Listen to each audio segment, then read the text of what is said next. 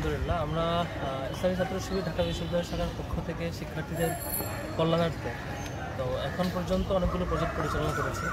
তো এবারের পর্বে আমরা যেটা করছি সেটা মূলত এই যে তীব্র দাবদাহ গরম, এই গরমের মধ্যে প্রত্যেকটা হলে শিক্ষার্থীরা ঠান্ডা পানি খাওয়ার বা ঠান্ডা পানি নেওয়ার সেই সুযোগটুকু ছিল না। আগে আমরা যখন হলে ছিলাম তখন আমাদের করতে হচ্ছে ফ্রিজ থেকে বাইরের দোকান থেকে কিনে নিয়ে পানি নিতে হয়েছে।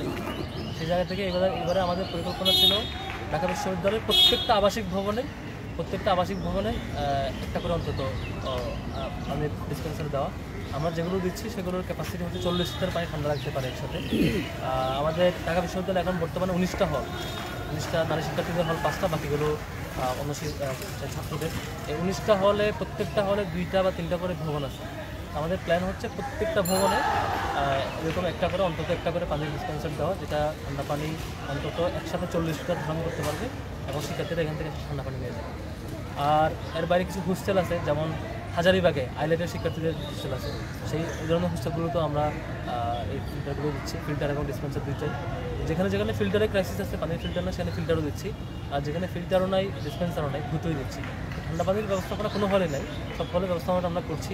যেখানে ফিল্টারের ব্যবস্থাপনা নেই সেটাও আমরা করার চেষ্টা করছি ইনশাল্লাহ। এখন পর্যন্ত অনেকগুলো হলে দেওয়া হয়ে গেছে গত 2-3 দিনে।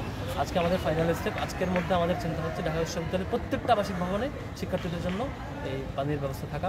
ইতিপূর্বে আমরা এরকম ক্লাস্টার করে যেরকম প্রোগ্রাম হওয়া দরকার বিভিন্ন বিষয়, যেমন বইমেলার সময় আমরা করেছি। বইমেলাতে ঢাকা বিশ্ববিদ্যালয়ের শিক্ষার্থীদের যাদের বই বের হয়েছে, যারা লিখবার সাহস করে, তাদেরকে আমরা সংবর্ধিত করেছি। এরকম প্রত্যেকটা ক্যাটাগরিতে যখন যেই ক্যাটাগরিতে যেই অ্যাট্রিবিউট ধরে শিক্ষার্থীদেরকে ফ্যাসিলিটেট করা বা শিক্ষার্থীদেরকে বেনিফিটেড করা, অথবা ক্রাইসিস ম্যানেজমেন্ট করা, অথবা বাইরে একটা রিসোর্সকে এখানে এনগেজ করে দেওয়া, সে কাজটা আমরা করেছি। প্রত্যেকটা অ্যাট্রিবিউট যাতে আমরা টাচ করতে পারি। আজকে একটা ক্রাইসিস আমাদের মনে হয়েছে যে গরম আবহাওয়ার মধ্যে ঠান্ডা পানির ব্যবস্থা করা দরকার, সেটা আমরা করেছি আর কি। আলহামদুলিল্লাহ আজকের মধ্যে ইনশাল্লাহ সবগুলো আবাসিক ভবনে আমরা এই পানির ঠান্ডা পানির ডিসপেন্সার পৌঁছে দেবো। আর আমাদের এই যে বললাম 19টা হল আছে আমাদের ঢাকা বিশ্ববিদ্যালয়ে। 19টা হলে প্রত্যেকটা হলে 2 থেকে 3টা করে ভবন আছে, প্রত্যেকটা ভবন একটা করে থাকবে। না শুধু ছাত্র শিবিরের কাজের ধরন হচ্ছে আমরা কাজ করি, আমরা নিজেদের যেটুকু সক্ষমতা আছে সেটুকু দিয়ে যেমন সহযোগিতা করি। কেউ 200 টাকা, কেউ তার অন্যান্য অল্প টাকা দিয়ে। এর বাইরে এখান থেকে যারা সাবেক হয় তাদের সর্বোচ্চ সক্ষমতা দিয়ে হেল্প করে। আমাদের বিশাল যে অ্যালামনাই 1977 থেকে আজকে 2024 পর্যন্ত পুরো অ্যালামনাই আমাদের সাথে থাকে। প্রত্যেকটা প্রজেক্টে, প্রত্যেকটা উদ্যোগে আমাদের অ্যালামনাইদের আমাদের বেশি থাকে। এখানে খুব বেশি খরচ হয় না, এই প্রজেক্টে 15 লক্ষ টাকার মতো খরচ হচ্ছে। এই অ্যামাউন্টটা ঢাকা বিশ্ববিদ্যালয়ের শিক্ষার্থীদের যে ক্রাইসিস বিবেচনা, এই অ্যামাউন্টটা কিছুই না। এটা উচিত ছিল প্রশাসনের ব্যবস্থা করা, এটা উচিত ছিল ঢাকা বিশ্ববিদ্যালয় প্রশাসনের পক্ষ থেকে উদ্যোগ নিয়ে শিক্ষার্থীদের এই ধরনের উদ্যোগে হেল্প করা। তো নিশ্চয় প্রশাসন সবগুলো একসাথে বেড়ে উঠছে না।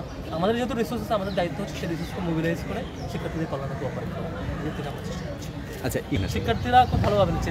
ইভেন কয়েকটা হল আমাদের যে দেরি হয়ে যাচ্ছে, 2 দিন দেরি হচ্ছে, এবং শিক্ষার্থীরা নক দিচ্ছে। বেশ কয়েকটা ছাত্রীদের হল থেকে বারবার নক দিচ্ছে, ছাত্রীদের হল থেকে নক দিচ্ছে, আমাদের বিল্ডিং কবে আসবে। তো আমরা বলছিলাম যে আজকে আমরা দিয়ে দেবো। সবাই এটার প্রত্যাশা ছিল, প্রতীক্ষা ছিল, কখন আমরা এটা হ্যান্ড ওভার করবো, কখন সবাই তার কাঙ্ক্ষিত যে এই গরমের মধ্যে পছন্দ মতো ইচ্ছা মতো ঠান্ডা পানি নিতে পারবে একদম কোনো কষ্ট ছাড়া। এটার অপেক্ষা ছিল। এটা আমরা তাদের আনন্দের ভাগিদার হতে পেরেছি, ছোট্ট অংশ। এটা আমরা আনন্দিত, এটা বেশি কিছু না। এটা অনেক বড় কোনো কাজ না আর কি, অনেকগুলো নিজের মধ্যে ছোট্ট একটা কাজের সহযোগিতা এভাবে দিচ্ছি।